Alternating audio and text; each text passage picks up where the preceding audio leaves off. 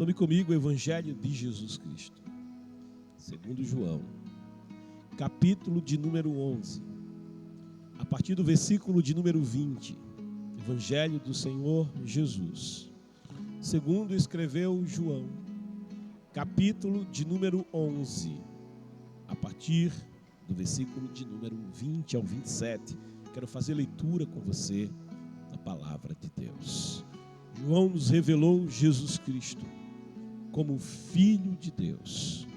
Ele nos revelou Jesus Cristo como Messias.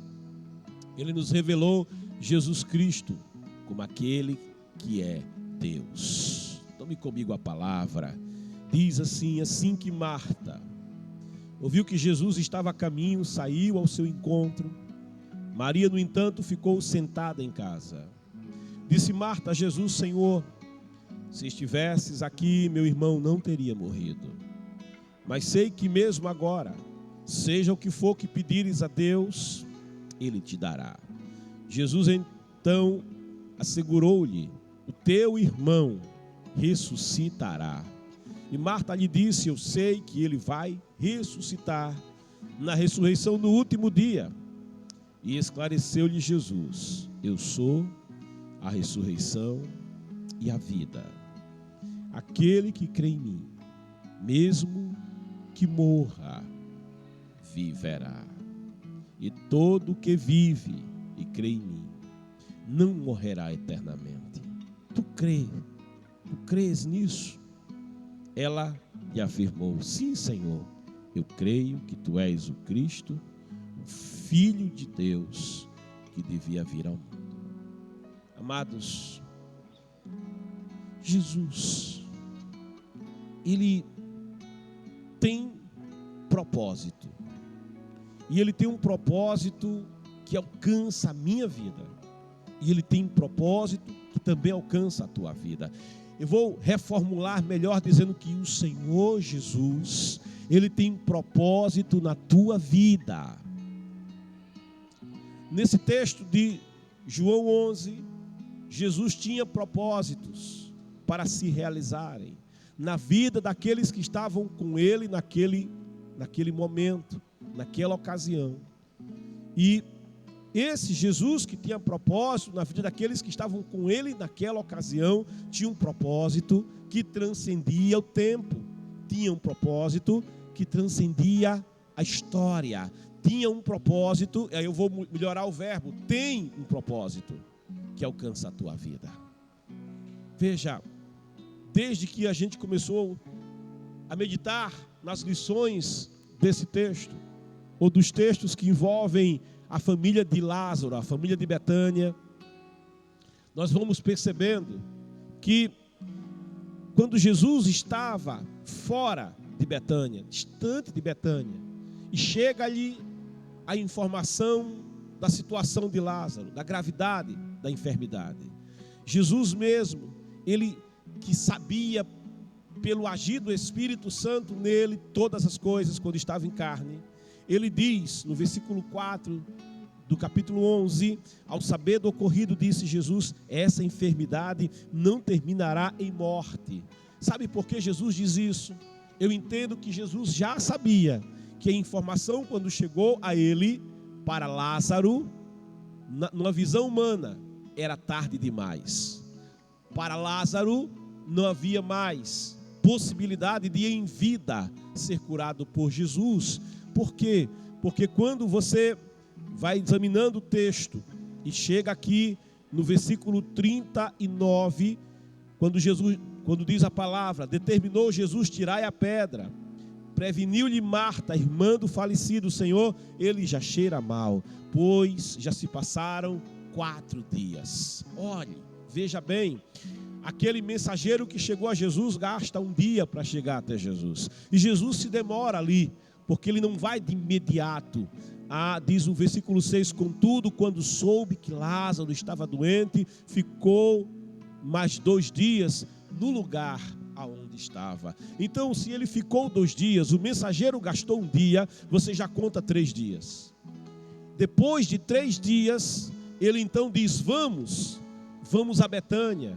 E os discípulos que temiam pela vida por conta da perseguição, por conta do fato de que tentaram apedrejá-los na Judéia, eles temerosos, eles estavam receosos de ir a Betânia, eles resistem um tanto à ideia, tentam demover Jesus de ir, e Jesus diz: olha, Lázaro está dormindo e convém ir lá acordá-lo. E eles então dizem: Senhor, se está dormindo, está tudo bem com ele, deixa que durma, ele vai se recuperar. Então Jesus diz claramente: ele está morto.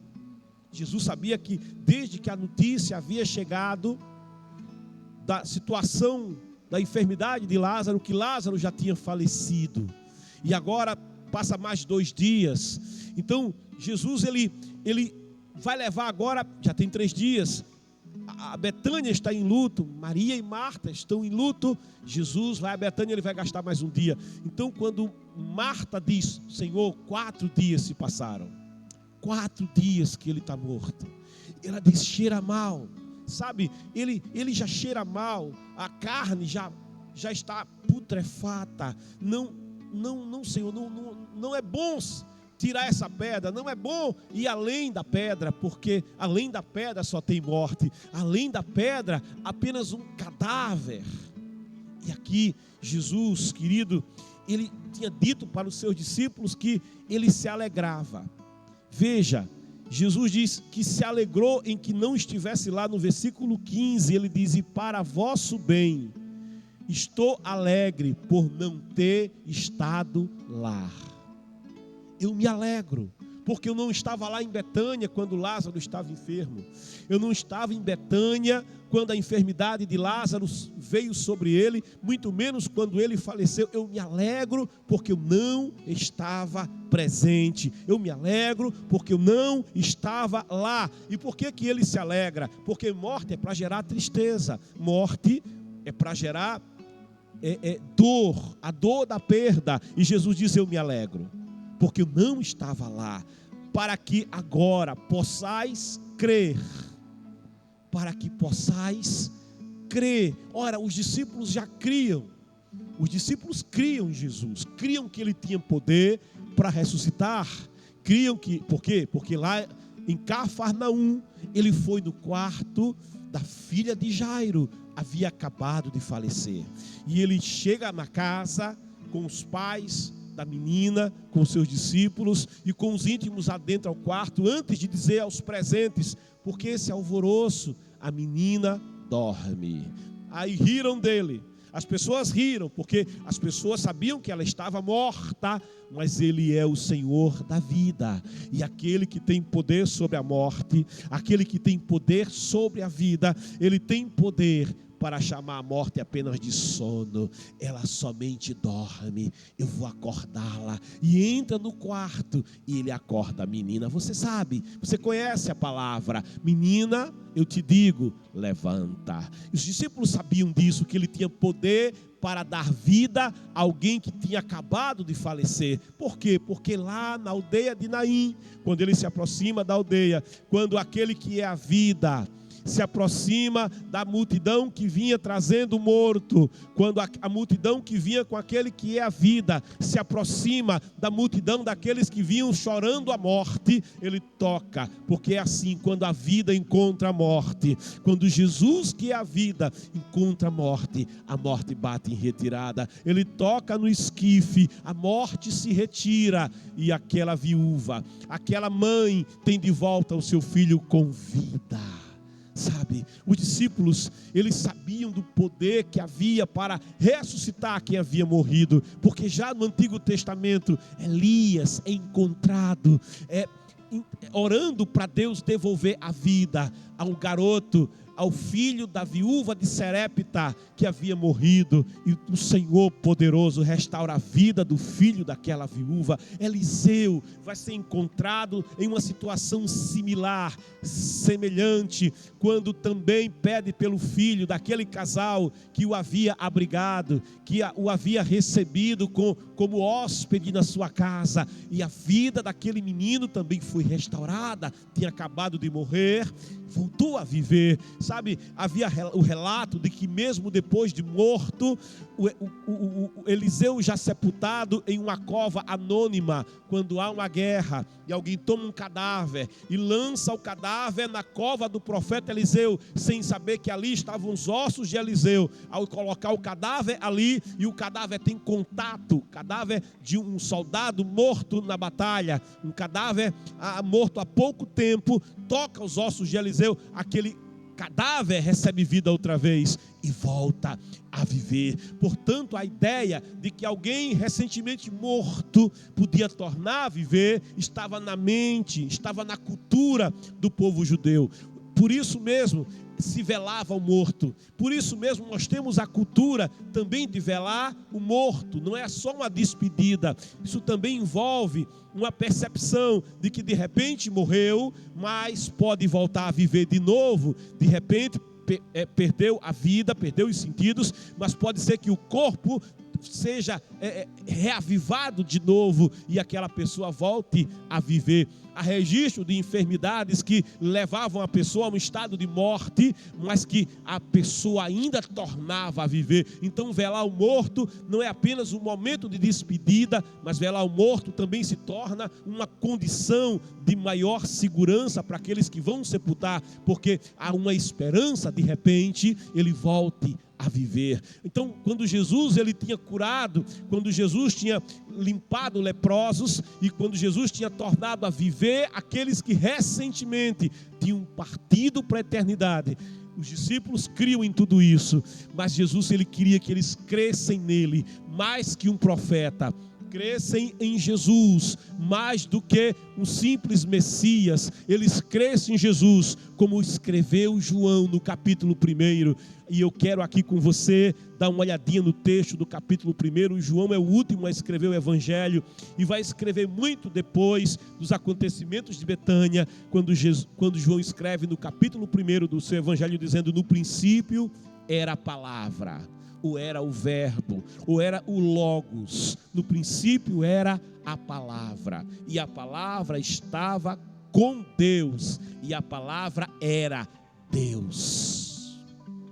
A palavra era Deus, não um Deus com D minúsculo, como alguém transtorna o texto da palavra, como alguém tenta torcer o texto da palavra. No princípio era a palavra, e a palavra estava com Deus, o Deus vivo, Deus todo-poderoso, e a palavra era Deus, o Deus vivo, o Deus todo-poderoso. O versículo 2 diz: ele, a palavra, estava no princípio com Deus.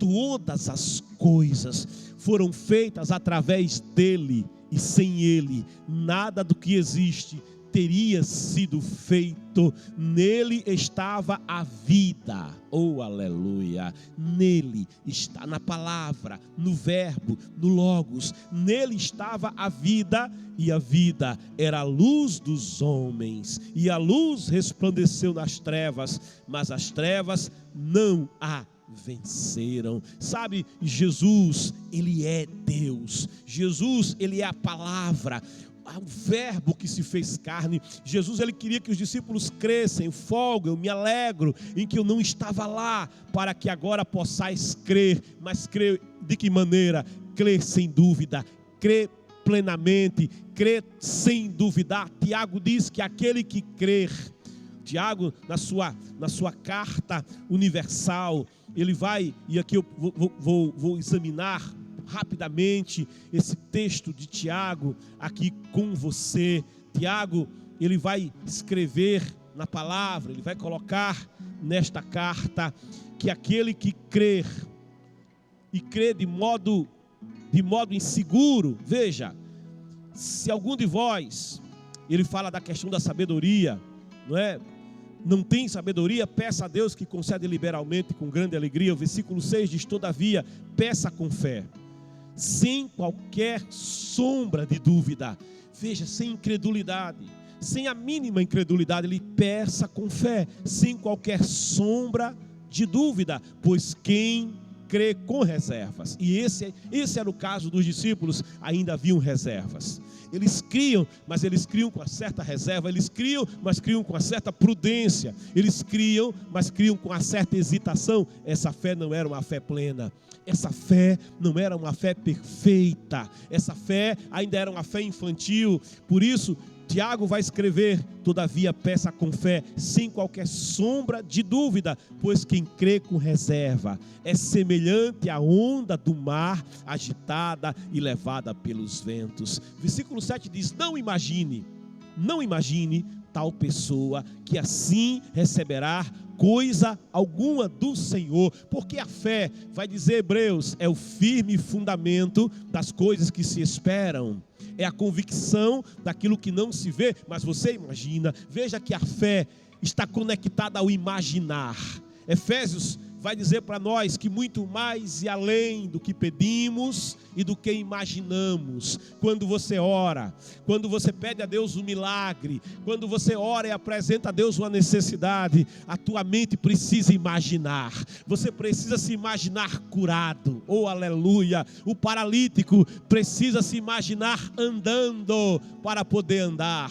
O canceroso precisa se imaginar saudável. Oh, glória! O aidético precisa se imaginar saudável quando ora para receber o milagre. O cego precisa imaginar a luz do sol, precisa imaginar o arco-íris, as cores. O mudo precisa imaginar a boca dele falando. O surdo precisa imaginar o ouvido ouvindo. Você precisa imaginar o poder de Deus agindo na tua vida. Por isso, Tiago vai dizer: não imagine. Efésios diz que nós podemos receber o mesmo Deus que é poderoso para fazer muito mais. Veja, o Deus que é poderoso para fazer muito mais e além do que pedimos, imaginamos, segundo o seu poder que nós opera. Há um poder que opera naquilo que nós imaginamos, mas opera não só na dimensão da nossa imaginação, mas vai além do que imaginamos. Aleluia! Vai além do que alcança a nossa imaginação, a nossa percepção. Sabe, quando o rei de Israel vai até o profeta e dizendo para ele: meu pai, carros de Israel e seus cavaleiros. E o profeta toma o rei de Israel, que tinha a Síria por adversário, e diz: toma o teu arco agora. E abrindo as janelas do cômodo, diz: atira em direção ao teu inimigo, a Síria. E o rei de Israel atira uma flecha, pega outra flecha da aljava, imagina outro tiro, outra vitória. E aí ele imagina mais uma terceira vitória, ele pega uma outra flecha, atira uma terceira vitória. E agora ele pega o arco novamente, uma quarta, ele dá um quarto tiro, mas ele ainda tinha muitas flechas na sua aljava. Mas a sua imaginação, o limite da sua imaginação eram apenas quatro vitórias. E o homem de Deus vai repreender o rei de Israel dizendo: olha, tu devias ter atirado até acabar todas as tuas possibilidades, tu devia ter atirado até secar, até acabar todas as tuas flechas, porque o Deus Todo-Poderoso, Ele te daria vitória muito mais e além, como diz Efésios, muito mais e além do que pedimos, do que batemos, muito mais e além do que procuramos, do que buscamos, segundo o seu poder. Não é segundo a nossa imaginação, mas segundo o seu poder, que é ilimitado, segundo o seu poder que vai além dos limites conhecidos do universo, segundo o seu poder que opera, mas opera em mim, opera em nós, opera na tua vida, opera na minha vida. Por isso Tiago vai dizer: não imagine tal pessoa que assim receberá coisa alguma do Senhor, pois é vacilante. Quem vacila não recebe. Quem tem aquela fé limitada, aquela fé que é duvidosa, isso não é fé, isso é ausência de fé, fé imperfeita, não, pois é vacilante, inconstante em todos os seus caminhos. Sabe, os discípulos de Jesus, eles estavam assim, e por isso Jesus diz: eu me alegro que eu não estivesse lá quando Lázaro estava padecendo, eu me alegro em que não estivesse lá quando Lázaro estava doente. Por quê? Porque é assim, eu vou cumprir um propósito na vida de vocês, eu vou cumprir algo necessário na vida de vocês, para aqui agora, versículo 15 do capítulo 11 de João, para que agora, não é amanhã, é agora, aleluia. Deus quer fazer na tua vida hoje, o Senhor quer fazer na tua história agora. Você que precisa de um milagre de Deus, é o agora de Deus que você precisa, não é o amanhã de Deus, mas é o agora de Deus na tua vida, para que agora possais crer. Porque diz Hebreus, quando ele fala de fé no capítulo 11, no versículo 6, ele vai declarar que sem fé é impossível. Sem fé é impossível. Se houver fé, tudo é possível ao que crer. E se você crer, você verá a glória de Deus na tua vida, porque para Deus não há impossível. Mas o versículo 6 de Hebreus 11 vai dizer: em verdade. Escuta, a palavra de Deus é a verdade, e eu quero que você, pelo Espírito Santo, entenda a palavra para viver um grande milagre hoje na tua vida. Em verdade, sem fé é impossível agradar a Deus. Portanto, para qualquer pessoa, olha, você pode se aproximar de Deus hoje, você pode viver milagre de Deus hoje, porque a palavra diz: portanto, para qualquer pessoa que dele se aproxima, só tem uma coisa que é importante: é indispensável crer que ele é real. Creia que Deus é real. Creia que Ele tem todo o poder. Creia que Ele é Deus. Creia que Ele é real. Creia na sua palavra. Creia no Evangelho. Creia que Ele é real e que recompensa todos quantos se consagram a Ele. Jesus queria que os discípulos vivessem essa verdade da palavra. Crescem e crescem sem reserva. Crescem e crescem de verdade. Você lembra no episódio em que Jesus vem andando sobre as águas? Os discípulos, quando veem um vulto no meio do nevoeiro, eles gritam: é um fantasma. Imagine um monte de homem velho, barbudo, gritando: é um fantasma, é um fantasma. E não era só grito, era terror mesmo. Aterrorizados, porque o Todo-Poderoso caminha sobre as águas. O Todo-Poderoso, aleluia, Ele vai de encontro à normalidade da mente humana. Ele caminha sobre os elementos. Mas quando Pedro disse: és tu, Senhor, deixa eu ir até o Senhor. E Jesus diz: vem, Pedro. Mas quando Pedro vai, ele até dá os primeiros passos, mas a fé era vacilante. A fé, o diagnóstico da fé dos discípulos estava ali. Só um dos 12 teve coragem de ir até Jesus, e o único que foi, ele começou a observar o mar. Ele começou a olhar para o vento. Olha, não olha para o vento, não olha para o mar. Ele começou a pensar: homem não caminha sobre as águas, aleluia. Homem não pode caminhar sobre as águas, não pode caminhar se não tiver fé. Mas se tiverdes fé do tamanho de um grão de mostarda, falarás à montanha, e a montanha vai ouvir, a montanha vai saltitar, a montanha vai pular, a montanha vai obedecer. Ela vai sair de um lado e ela vai para o outro lado, porque Deus tem todo o poder. Mas ele olha para as águas e começa a afundar, porque ele olhou para as águas. Ele precisava olhar, mas olhar para Jesus. É para Jesus. Ele precisava crer, mas crer naquele que caminha sobre as águas. Crer, mas crer naquele que diz: vento, te aquieta, mar te acalma. Oh, aleluia. Jesus aqui está tratando, é a última semana de Jesus. É o período final, é o último período de Jesus na terra. Jesus está se aproximando do dia em que ele vai dizer: Pai, está consumado, em que ele vai entregar a sua vida lá na cruz do Calvário, e ele prepara os discípulos para uma fé maior. Sabe por quê? Porque o próprio Jesus, que aqui está lidando com a morte, ele vai lidar com a própria morte. E ele não só vai lidar com a própria morte, mas, como ele disse, ao terceiro dia ele vai ressuscitar. E ele vai ressuscitar sem que ninguém desse a ordem para ele ressuscitar, sem que nenhum profeta fosse lá, nenhum homem fosse lá dizer: em nome de Jesus, levanta e anda. Não, ele vai ressuscitar por si mesmo, porque ele é o Senhor da vida, porque ele tem todo o poder. E quando ele ressuscitar, vai ter dúvida. Quando ele ressuscitar, sabe, os discípulos não vão crer. Quando Maria Madalena disser, como disse Jesus: diz aos meus discípulos, e a Pedro, aleluia. Quando as mulheres vão ao túmulo, os anjos vão dizer: porque vocês procuram entre os mortos aquele que não está morto, mas aquele que vive. Jesus, ele vive, ele tem todo o poder, poder sobre a morte, poder sobre o tempo, poder sobre as circunstâncias, poder sobre as enfermidades, ele tem todo o poder. Sabe por que procurais entre os mortos aquele que vive? Quando Maria Madalena finalmente leva a notícia para os discípulos e a Pedro que ele vive, eles não creram. E Tomé,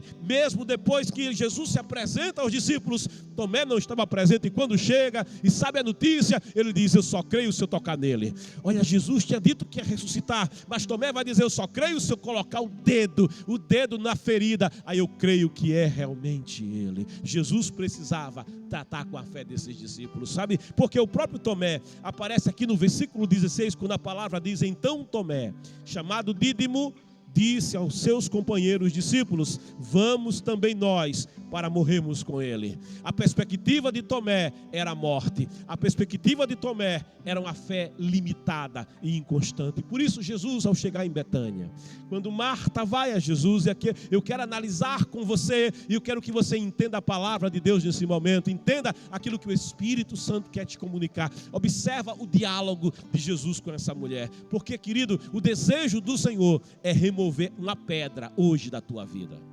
O desejo do Senhor é remover uma pedra de impedimento da tua vida. Ele quer remover uma pedra chamada incredulidade. Ele quer remover do teu coração, ele quer remover do âmago do teu ser essa pedra chamada incredulidade. Pedra que estava no coração dos discípulos, pedra que estava no coração de Marta. Quando Marta vai a Jesus, ela diz: Senhor, se estivesses aqui, meu irmão não teria morrido. Não sabia Marta que o desejo de Jesus era não estar lá. Aleluia. Às vezes a gente ora sem saber a vontade de Deus. Senhor, se o Senhor estivesse aqui, tinha dado tudo certo, tinha sido diferente, quando na verdade o desejo de Deus se cumpriu. Ele não queria estar. E por que Deus não queria estar? Porque tem coisas maiores para você. Oh, aleluia. Ele diz: eu é que sei que pensamento que tenho acerca de vós, para vos dar o fim que desejais, é pensamento de bem e não de mal. Ele declara: os meus pensamentos são mais elevados, os meus pensamentos são mais altos que os vossos pensamentos. Paulo diz: o poder dele se aperfeiçoa na fraqueza. Ela desejava: Senhor, se o Senhor estivesse aqui, tinha sido diferente. Se o Senhor estivesse aqui, a morte não tinha dado a última palavra. Lázaro, meu irmão, não teria morrido. Essa fé de Marta é aquela fé que quer pegar. Essa fé de Marta é aquela fé que quer que Jesus esteja presente. Sabe aquela fé antiga que depende de uma imagem? Sabe aquela fé antiga que depende de um ídolo? Eu preciso ver, eu preciso tocar, eu preciso carregar, eu preciso beijar, eu preciso ter alguma coisa em que me apegar, eu preciso daquela medalhinha no pescoço para segurar nela. Se o Senhor estivesse aqui, a fé não depende da vista. A verdadeira fé, ela não precisa tocar. A verdadeira fé, ela não precisa tocar, não precisa ver. A verdadeira fé, ela crê naquele Deus que disse a Moisés: Moisés, eu sou. Moisés, eu sou. Deus é no seu eterno agora. Deus, ele abarca passado, presente, futuro. Ele abarca na sua eternidade todo o tempo e todas as coisas. Deus não será, Deus é. Aleluia. Deus não fará, Deus faz. Oh, aleluia. Porque Ele tem hoje este poder. Ele quer que você hoje seja impactado pela sua palavra, porque Ele quer fazer hoje. Ele diz: para que agora, hoje, possais crer e receber então o milagre. Marta disse: se o Senhor estivesse aqui. Marta dependia de uma fé da presença. Marta dependia de uma fé do olhar, do tocar, do pegar. Mas a verdadeira fé dispensa essas coisas. Disse Marta ao Senhor, mas ela diz: mas sei que mesmo agora, e aqui é só discurso dela, o que for que o Senhor pedir, o Senhor vai te dar. Aí quando Jesus diz para ela, diante da sua afirmação: o teu irmão ressuscitará. ressuscitará. Quando Jesus diz isso, o teu irmão ressuscitará. Veja, Marta está olhando para o passado, porque a incredulidade é assim. Ela olha para o passado, ela olha para o acontecido. Ela diz: se tu estivesses aqui, o meu irmão não teria morrido. A Marta, ela está olhando para o que aconteceu. A Marta olha para o passado e Jesus diz para ela: Marta, o teu irmão vai ressuscitar, o teu irmão ressuscitará. E quando Marta escuta Jesus dizer que ele vai ressuscitar, a incredulidade que estava olhando para o que aconteceu, ela olha lá para frente. Ela só não crê no agora. Ela diz: eu sei, Senhor, veja a palavra, eu sei que ele vai ressuscitar, mas é lá no último dia. Pega o calendário, olha o último dia do calendário. Você sabe quando é o último dia? Eu não sei. Os anjos não sabem. Ninguém sabe, mas está lá no último dia, Senhor. Ele vai lá no último dia, ele vai ressuscitar. Ela só não cria que ele podia ressuscitar agora. Ela só não cria que ele podia, porque a incredulidade é assim. Ela foge para o passado, ela foge para o futuro. Ela só não crê no milagre hoje. Você precisa crer no milagre hoje. Você precisa crer no milagre agora. Deus é poderoso para te curar agora. Deus é poderoso para te libertar hoje. Deus pode transformar você hoje. Ele pode te salvar hoje. Você hoje pode largar esse vício. Você hoje pode largar a droga. O teu casamento pode ser restaurado hoje. Deus tem poder para realizar agora. Ninguém que encontrou com Jesus saiu sem a bênção naquele encontro. Os leprosos que encontraram com Jesus saíram curados no agora. O leproso que se prostrou diante dele foi curado. Eu quero agora. Bartimeu não disse: eu vou, depois eu terei nova oportunidade. Ele disse: não, Jesus, filho de Davi, tem misericórdia de mim. Jesus, porque Bartimeu cria na sua cura agora, naquele dia, naquela hora. Aquele homem da cruz disse: lembra de mim. E ele disse: hoje estarás comigo. Alguém diz: não, Deus vai fazer lá na frente eu terei uma vida melhor, lá na frente eu terei algo melhor de Deus. Eu estou passando agora, mas lá no futuro vai melhorar. Deus pode melhorar hoje. Ele tem poder hoje. Ele não depende da sucessão de dias para fazer o milagre, para mudar a tua vida econômica, para mudar teu casamento, para mudar a tua história. Deus tem poder para realizar hoje, agora. Mas é preciso remover essa pedra chamada incredulidade. Sabe, que não crer no agir de Deus no agora. Filho do homem, perguntou o Senhor a Ezequiel: você crê que esses ossos podem reviver? Aí o Ezequiel ficou todo prudente e disse: o Senhor sabe. O Senhor sabe. Profetiza ao Espírito, sopra Espírito sobre esses ossos para que vivam outra vez. E aí Ezequiel obedeceu, e ele disse: eu obedeci, profetizei, Espírito sopra. E quando soprou o Espírito, começou um rebuliço. Sabe, você começa a viver milagre quando você crê, mas crê no agora. Quando você crê, é impossível para mim, é impossível para você, é impossível para a medicina, mas para Deus não há impossível. Abre tua boca, abre, afirma a palavra, diga: para Deus não há impossível. Ele pode todas as coisas. Marta, ela diz: ele vai, mas é no último dia. Pode acontecer, mas só no último dia, Senhor. Aí Jesus diz para ela no 25: eu sou.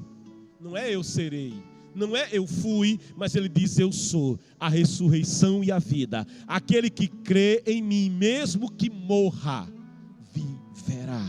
E todo aquele que vive e crê em mim. Se você está vivo, querido, eu te convido nessa manhã a começar a crer na palavra de Deus. Dá crédito à palavra de Deus. E aquele que vive e crê em mim não morrerá eternamente. E você crê nisso, Marta? Mas você crê agora? Você crê nisso, Marta? Mas você crê para viver isso hoje? Você crê para viver milagre hoje, salvação hoje, transformação em poder de Deus e unção de Deus na tua vida hoje? Tu crê nisso, Marta? Hoje, agora? E ela disse: sim, Senhor, eu creio. Tu és o Cristo, Filho de Deus, que devia vir ao mundo. Sabe, aquilo impactou ela, aquilo gerou fé. Mas quando Jesus vai adiante e diz, determinou Jesus: tira a pedra. Está diante do túmulo agora. Tira a pedra.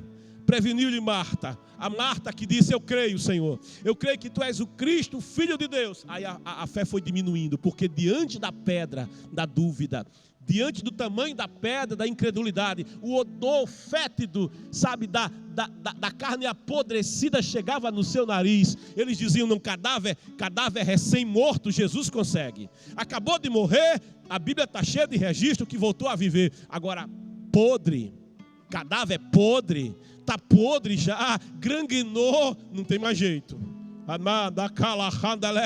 Era isso que Jesus queria tratar com os seus discípulos. Ele é Deus Todo-Poderoso. Você precisa entender uma coisa: para Deus não tem impossível. Você pode dizer, o meu marido foi embora, ele já está com outra mulher, meu casamento não tem mais jeito. Eu vou te dizer uma palavra que libero para você: para Deus não há impossível. Ele pode restaurar esse casamento que foi destruído, Ele pode restaurar a tua vida. Você pode dizer, mas o meu passado é um passado terrível. Deus pode mudar a tua vida agora. O teu passado pode ter sido terrível, a tua história pregressa, não interessa. A fé é o agora, a fé é o que Deus pode fazer agora, e Ele pode fazer agora. Se você tirar essa pedra chamada dúvida, essa pedra cresceu. Aí Marta, quando vê essa pedra tão perto dela, ela diz, Senhor, já cheira mal. Ela está dizendo, Senhor, desiste, Senhor, está fétido, o Senhor vai passar vexame, vai sair um odor, eu vou ficar também aqui vexada com o odor, com a podridão, com o mau cheiro que vai exalar dessa gruta. E ela diz, Senhor, cheira mal, pois já se passaram 4 dias. Aí Jesus de novo fala, escuta a palavra. A Jesus diz, eu não te falei. Lembra a palavra. Deus, Ele diz, traz à memória a minha palavra. Quando você orar, querido, traz à memória a palavra. Ora a palavra, diga, o Senhor está lembrando Marta outra vez, traz a memória. Ele diz, a minha palavra, a memória, para que você creia e remova a pedra dessa dúvida. Eu não te falei, se creres, verás a glória de Deus. Se creres, verás a glória. Mas não verás no dia seguinte, verás hoje, verás agora. Se creres, verás. Eu não te falei, se creres, verás a glória de Deus no presente, no eu sou, sabe? Aí Marta, ela percebeu, quem está perto de mim é a rocha eterna. Tem a rocha da dúvida ali, tem a pedra da incredulidade ali, mas está perto de mim aquele que não se abala, mas firme permanece para sempre. Está perto de mim a rocha de esquina, está perto de mim a base para uma vida vitoriosa. Eu estou de lado daquele que não se abala, eu estou de lado do Senhor Jesus Cristo, aquele que é a vida. E ela torna outra vez a ter fé, e quando ela crer, ela vai dar a ordem, porque ela como parente que podia fazer isso. Eu não te falei, se creres, então tiraram a pedra. Então a pedra é removida, e quando essa pedra é removida, o milagre acontece na vida. Oh, glória a Deus. Não no passado, não no futuro. Deus quer agir na tua vida agora. Eu quero orar por você. E se você, meu querido, quer entregar a vida para Jesus, eu só tenho 1 minuto e não vou passar dele. Escreva, eu quero Jesus. Eu quero viver o milagre da minha salvação agora. Remova essa pedra da dúvida, da incredulidade, porque se você crer, você verá a glória de Deus na tua vida. Pai amado e santo, eu preguei, Senhor, a tua palavra. Oh glória, oh aleluia. Eu preguei a tua palavra, Senhor. Ah, Senhor da glória, essa palavra penetra a divisão de alma e espírito, de juntas e medulas. Ela comunica, Senhor, a tua verdade, a verdade que é mais firme do que o ar que eu respiro, a verdade que é mais firme do que a imagem que a luz projeta na retina dos meus olhos, a verdade que é mais firme do que a influência da gravidade no meu corpo que me prende a este solo, a tua verdade eterna, Senhor, aleluia, a verdade que não se abala, mas permanece para sempre. Senhor, eu oro a Ti nesse momento, eu oro a Ti, Senhor, para que cadeias sejam quebradas. Eu oro a Ti, ó Senhor, te pedindo, Pai, desperta agora a fé na vida dessa pessoa, Senhor, que tem uma pedra de dúvida, uma pedra de incredulidade, uma pedra que diz: Deus fez no passado, mas foi só no passado. Ou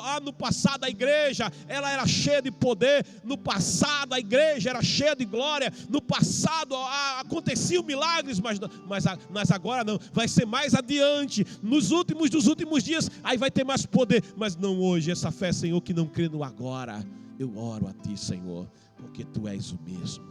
Aleluia, a Tua palavra diz, e eu creio, que em Ti não há mudança, em Ti não há sombra de variação. E eu te peço, Senhor, desperta agora a fé dessa pessoa que ora comigo, desperta agora, Pai querido, a fé, Senhor, desta pessoa que precisa receber de Ti agora o milagre, que precisa, ó Senhor, mas que tem essa pedra. Senhor, em nome de Jesus agora, fortaleça a fé dessa pessoa, que essa pedra seja revolvida, que essa fé seja, ó Pai querido, que essa pedra seja revolvida e essa pessoa creia agora, creia sem reservas, creia sem dúvida, e deste calabouço, desta gruta, deste coração não vai exalar mau cheiro de pecado, não vai exalar mau cheiro de morte, mas vai exalar, oh aleluia, o cheiro da vida. Oh glória, vai exalar o cheiro da vida.